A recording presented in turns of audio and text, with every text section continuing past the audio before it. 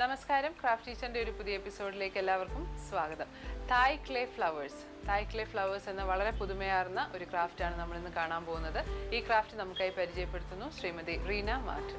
Hi ചേച്ചി. ഇതിപ്പോൾ പറഞ്ഞ പോലെ തന്നെ തായ് ക്ലേ ഫ്ലവേഴ്സ് വളരെ പുതുമയാർന്ന ഒരു ക്രാഫ്റ്റാണ്. എന്തൊക്കെയാണ് ഇതിൻ്റെ പ്രത്യേകതകൾ? ഇത് ക്ലേ ആണ്, തായ് ക്ലേ ആണ് യൂസ് ചെയ്യണത്. ഇത് എവിടെ കിട്ടും? ഇതിപ്പോൾ നമ്മൾക്ക് ശരിക്കും ഇവിടെ കിട്ടുന്നില്ല. ഇപ്പോൾ ചെന്നൈയിൽ നിന്നാണ് ഞാനത് വരുത്തിക്കൊണ്ടിരിക്കുന്നത്. ഇഷ്ടംപോലെ കിട്ടുന്നുണ്ട്. ഓർഡർ അനുസരിച്ച് നമുക്ക് വരുത്തുകയാണ് ചെയ്യണത്. കുറച്ച് കോസ്റ്റ്ലി ആണിത്. ഇപ്പോൾ ഇവിടെ അത്രയ്ക്ക് അങ്ങോട്ട് ആയിട്ടില്ല. പക്ഷേ ഫ്ലവേഴ്സ് ഒത്തിരി ഭംഗിയുണ്ടാവും. സാധാരണ ക്ലേനേക്കാളും ഒത്തിരി വ്യത്യാസം. എന്തൊക്കെയാണ് വേറെ ക്ലേ? നമ്മൾ ഇതിനകത്ത് പെയിന്റ് യൂസ് ചെയ്യുന്ന ഓയിൽ പെയിന്റ് തന്നെ യൂസ് ചെയ്യുന്നത്. പിന്നെ കട്ടേഴ്സ് വേണം ഇതിന്. ഈ ഫ്ലവേഴ്സ് ചെയ്യാൻ വേണ്ടി നമുക്ക് കട്ടേഴ്സ് വേണ്ടി വരും. പിന്നെ വെയിനർ വേണം. ഫ്ലവേഴ്സിന് ഇപ്പോൾ ലീവ്സിനാണെങ്കിലും ഫ്ലവേഴ്സിനാണെങ്കിലും ആ ഗ്രൂസൊക്കെ നമ്മൾ വെയിനർ യൂസ് ചെയ്താണ് ചെയ്യുന്നത്. അങ്ങനെ അത്രയ്ക്കൊക്കെ മതി. പിന്നെ കമ്പി സാധാരണ ഫ്ലവേഴ്സ് ചെയ്യുന്ന പോലെ തന്നെ. ഇതിപ്പോൾ ഈ പാസ്ത മെഷീൻ നമ്മൾ യൂസ് ചെയ്യുന്നത് ഇത് പരത്തിയെടുക്കാൻ വേണ്ടിയിട്ടാണ്. നമുക്കിപ്പോൾ ഈ മെഷീൻ വേണം നിർബന്ധമില്ല, പരത്തിയിട്ട് ചെയ്യാം. ഇത്രയൊക്കെ ഐറ്റംസ് ഉണ്ടെങ്കിൽ നമുക്ക് തായ് ക്ലേ ഫ്ലവേഴ്സിന്റെ റോ മെറ്റീരിയൽസ് ആയി നോക്കാം. ഇപ്പോൾ ക്ലേ നമുക്ക് ഇങ്ങനെ തന്നെയാണ് വരുന്നത്. നമ്മളത് കുഴക്കൊന്നും ചെയ്യേണ്ട ആവശ്യമില്ല, ഇങ്ങനെ തന്നെ വരുന്നതാണ്. അപ്പോൾ നമ്മൾക്കത് ആവശ്യത്തിന് എടുത്തിട്ട് ഇത് സൂക്ഷിച്ച് വെക്കണം. എപ്പോഴും എയർ ടൈറ്റായിട്ട് വെക്കണം. എയർ ടൈറ്റ് നമ്മളിങ്ങനെ കവറിലാക്കിയിട്ട് എയർ ടൈറ്റ് കണ്ടെയ്നറിലും കൂടെ ആക്കി വെക്കണം. അത് 1 വർഷം വരെ അങ്ങനെ ഇരുന്നു. അപ്പോൾ നമ്മൾക്കതിന് ആവശ്യമുള്ള കളേഴ്സ് നമ്മൾ ഓയിൽ പെയിൻറ്റ് അതിലേക്ക് മിക്സ് ചെയ്തെടുക്കുന്നത്.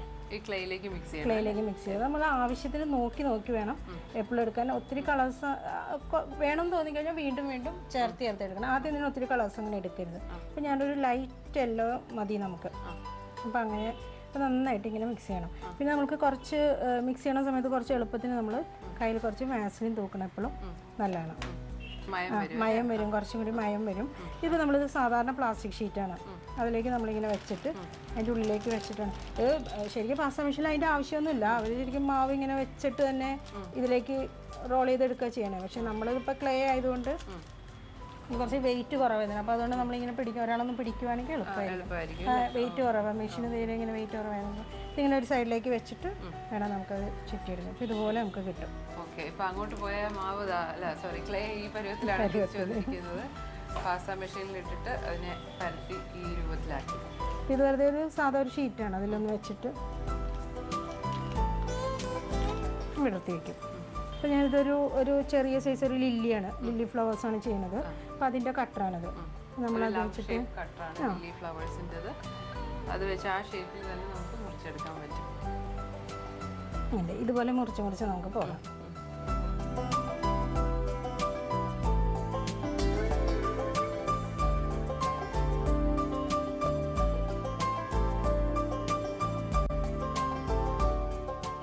ലില്ലി ഫ്ലവേഴ്സ് ഈ ഷേപ്പിൽ കട്ട് ചെയ്തെടുത്തു. അപ്പോൾ ഈ കട്ട് ചെയ്തെടുത്തത് അതാണിപ്പം പെറ്റൽസിന്റെ രൂപത്തിലിരിക്കുന്നത്. അപ്പോൾ ഇതിൽ നിന്നാണ് ഇനി തുടങ്ങേണ്ടത് അല്ലേ?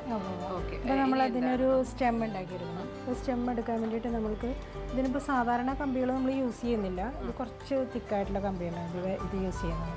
കാരണം കുറച്ച് വെയിറ്റ് ഒക്കെ വരുന്നതുകൊണ്ട് സാധാരണ കമ്പി യൂസ് ചെയ്യണ്ട. ചെറിയ ഒരു സ്റ്റെം മതി അല്ലേ? ചെറിയൊരു സ്റ്റെം, ചെറിയ പൂവ് നമ്മളിപ്പോൾ ഉണ്ടാക്കുന്ന ചെറിയ ഫ്ലവേഴ്സ് ആയതുകൊണ്ട് ചെറിയ സ്റ്റെം മതി. പിന്നെ ഇതിൽ നിന്ന് തന്നെ നമുക്ക് ആ ശകലം ചെറിയൊരു ഉണ്ടയാക്കി വെച്ച് പരത്തി വെച്ച ക്ലേന്ന് ഒരു ചെറിയ പോർഷൻ എടുത്തിട്ട് നമ്മൾ ഇങ്ങനെ ഒരു ഷേപ്പിലാക്കി എടുക്കാം. അതിൻ്റെ പോളൻസ് ചെറിയൊരു ബഡ് പോലെയാണ്. നമ്മളിപ്പോൾ നേരത്തെ പെറ്റൽ കട്ട് ചെയ്ത് ഇവിടെ വെച്ചിട്ടുണ്ട്. ഈ ഒരു ഷേപ്പിൽ നമുക്ക് ഏകദേശം ആ ഒരു ഷേപ്പിൽ തന്നെ ഇങ്ങനെ ഇത് ശരിക്കും ഇതിൻ്റെ അടിഭാഗമാണത്. ഇപ്പോൾ പെറ്റൽ ഷേപ്പ് നമ്മൾ ഉദ്ദേശിക്കും ഇങ്ങനെയാണ്, പക്ഷേ ഇതിൻ്റെ അടിഭാഗമാണത്. അപ്പോൾ മുകളിൽ നമ്മൾ ചെറുതായിട്ടൊന്ന് റൗണ്ടായിട്ട് കട്ട് ചെയ്ത് കൊടുക്കണം. കുറച്ചൊന്നൊന്ന് ഇങ്ങനെ ഈ ഷേപ്പിലാക്കണം. ഷാർപ്പായിട്ട് നിൽക്കേണ്ട ആവശ്യമില്ല അവിടെ. അത് കഴിഞ്ഞ് ഇപ്പോൾ ഇത് ഒട്ടും ഡ്രൈ ആയിട്ടില്ല. അപ്പോൾ ഡ്രൈ ആവാത്തതുകൊണ്ട് നമുക്ക് ഇതിങ്ങനെ അങ്ങോട്ട് എടുത്ത് ചുറ്റിയാൽ മതി. ഇങ്ങനെ വെറുതെ ഇങ്ങനെ ചുറ്റിയാൽ മതി. അതല്ല ഇനി ഇതിൻ്റെ ഒപ്പം നിൽക്കട്ടെ കേട്ടോ. പോളൻസ് അതിൻ്റെ ഉള്ളിൽ ഒപ്പം നിൽക്കുന്നത്. അപ്പോൾ ആദ്യം തന്നെ ഇതിനോട് വെച്ചിട്ട് അത് സ്റ്റിക്കായി കഴിഞ്ഞോടെ. ഇപ്പോൾ നമ്മളിത് ഡ്രൈ ആവാത്തത് കൊണ്ട് നമുക്ക് ഇങ്ങനെ സ്റ്റിക്ക് ചെയ്ത് കൊടുത്താൽ മതി. ഇപ്പോൾ നമുക്ക് ഷെയ്ഡ് കൊടുക്കണം എന്നുണ്ടെങ്കിൽ പതുക്കെ കയ്യിൽ ഷെയ്ഡ് ഇപ്പോൾ ഒരു ചെറിയൊരു മഞ്ഞ കളറുണ്ട്, നമുക്കതിനെ ഡാർക്കായിട്ട് കുറച്ചും കൂടെയൊക്കെ കൊടുക്കണം എന്നുണ്ട് വെച്ചിട്ടുണ്ടെങ്കിൽ സൈഡിൽ കൊടുത്താൽ മതി. അങ്ങനെയല്ലേ? ഇത് ശരിക്കും ബ്രഷ് വെച്ച് ചെയ്യുന്നതിലും നല്ലത് നമ്മളിങ്ങനെ കയ്യിലെടുത്തിട്ട് നല്ലോണം ഇങ്ങനെ റബ്ബ് ചെയ്ത് അതാകുമ്പോൾ കുറച്ചും കൂടി അതിന് ഫിനിഷിങ് കിട്ടും. നമ്മൾ ബ്രഷ് വെച്ച് ചെയ്യുമ്പോൾ നമുക്ക് അത്ര ഫിനിഷിങ് കിട്ടില്ല. കൈ കൊണ്ട് തൂത്ത് ഇങ്ങനെ എടുക്കുന്നതാണ് ആ ഷെയ്ഡിങ്ങിന് ഏറ്റവും ഭംഗി വരിക. ഓക്കെ. അപ്പോൾ ഇതിൻ്റെ ഒരു രൂപം എന്ന് പറയുന്നത് ഇത് ഉണങ്ങി ഇതുപോലെയുള്ള നിറയെ ഫ്ലവേഴ്സ് വെച്ചിട്ടുള്ള ഒരു ഫ്ലവർ ബൊക്കെ ടൈപ്പാണ് ഇത്. ഡ്രൈ ലീവ്സ് യൂസ് ചെയ്ത് ഡ്രൈ ലീവ്സ് ആണ് അതിൻ്റെ ഒപ്പം യൂസ് ചെയ്തിരിക്കുന്നത്. വളരെ വളരെ അട്രാക്റ്റീവ് ആയിട്ടുള്ള ഫ്ലവേഴ്സ് ആണ് തായ് ക്ലേ ഫ്ലവേഴ്സ്. അപ്പോൾ തീർച്ചയായിട്ടും ഇത് വീട്ടിൽ ട്രൈ ചെയ്ത് നോക്കുക. തായ് ക്ലേ കിട്ടാൻ ബുദ്ധിമുട്ടാണ്, അത് പുറത്തുനിന്ന് ഓർഡർ ചെയ്ത് വരുത്തേണ്ടി വരും. പക്ഷേ ഒന്ന് ശ്രമിച്ചാൽ തീർച്ചയായിട്ടും നമുക്കിത് വീട്ടിൽ തന്നെ ട്രൈ ചെയ്യാവുന്നതേ ഉള്ളൂ. ഇതുപോലെയുള്ള മനോഹരമായ പ്രയോജനപ്രദമായ ക്രാഫ്റ്റുമായിട്ട് അടുത്ത ആഴ്ച വീണ്ടും ക്രാഫ്റ്റ് ടീച്ചറിലൂടെ കാണുന്നത് വരെ take care, see you and by.